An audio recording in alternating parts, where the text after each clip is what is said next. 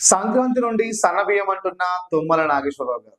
అదేనండి, రాబోయే సంక్రాంతి నుంచి ప్రతి జిల్లాలో ప్రతి హాస్టల్లోనే కాకుండా గురుకులాల్లోనే కాకుండా రేషన్ షాపుల్లో కూడా సన్న బియ్యాన్ని పంపిణీ చేయడానికి ప్రభుత్వం కఠిన చర్యలు తీసుకుంటుందని చెప్పాడు.